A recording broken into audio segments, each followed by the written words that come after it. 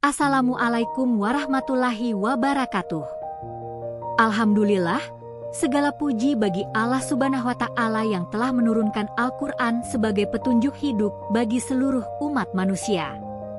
Shalawat serta salam semoga tercurah kepada Nabi Muhammad Shallallahu Alaihi Wasallam, sang pembawa wahyu, beserta keluarga, sahabat, dan kita semua sebagai umatnya yang senantiasa mencintai Al-Quran.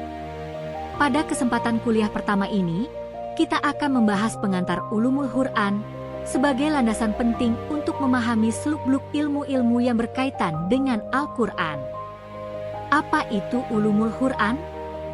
Ulumul Quran secara bahasa berarti ilmu-ilmu tentang Al-Quran. Secara istilah, Ulumul Quran adalah sekumpulan cabang ilmu yang membahas segala aspek yang berhubungan dengan Al-Quran, baik dari sisi turunnya, kandungannya, penyusunannya, penafsirannya, hingga penjagaannya. Imam Az-Zarkashi dalam kitabnya Al-Burhan fi Ulum Al-Quran menyebutkan bahwa Ulumul Quran mencakup pembahasan seperti Asbabun Nuzul, Makki dan Madani, Nasikh dan Mansukh, Qiraat, Ijaz, Tafsir, dan lain sebagainya. Jadi, bisa kita pahami bahwa Ulumul Quran merupakan alat penting untuk membuka tabir pemahaman terhadap Al-Quran secara ilmiah dan sistematis. Mengapa perlu mempelajari Ulumul Quran? Pertanyaan ini sangat penting. Mengapa kita harus belajar Ulumul Quran, padahal kita sudah sering membaca Al-Quran setiap hari? Jawabannya, karena membaca Al-Quran belum tentu memahami isinya dengan benar. Tanpa pemahaman yang mendalam, kita bisa keliru menafsirkan ayat, salah membedakan mana ayat makkiyah atau madaniyah, bahkan tidak paham konteks sosial, politik, atau hukum di balik turunnya ayat. Ulumul Quran hadir sebagai kunci pembuka bagi pemahaman yang benar.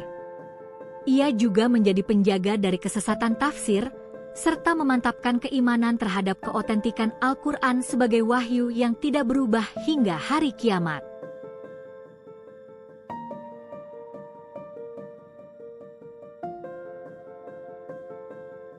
Objek kajian Ulumul Quran.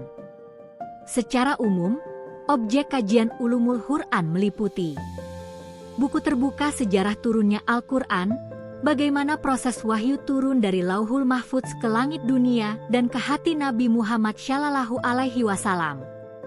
Kabah makkiyah dan madaniyah, kapan dan di mana ayat-ayat diturunkan, serta perbedaan corak isinya. Timbangan dua nasikh dan mansukh, ayat yang menghapus dan yang dihapus hukumnya. Siluet kepala yang berbicara dua qiraat dan dialek bacaan, keberagaman bacaan Al-Quran yang tetap dalam koridor mutawatir. Buku-buku Asbabun Nuzul, latar belakang turunnya ayat dalam konteks sosial atau kejadian tertentu.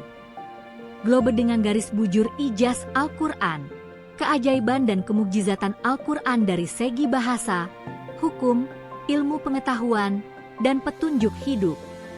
Tafsir dan ta'wil, metodologi penafsiran serta perbedaan pendekatan tafsir klasik, modern, dan tematik.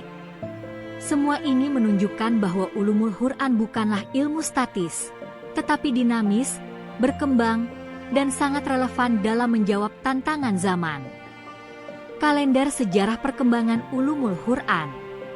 Ulumul Quran sudah mulai tumbuh sejak zaman Nabi Muhammad Shallallahu Alaihi Wasallam bahwa mempelajari Ulumul Quran adalah secara mendekatkan diri kepada Al-Quran secara ilmiah dan spiritual.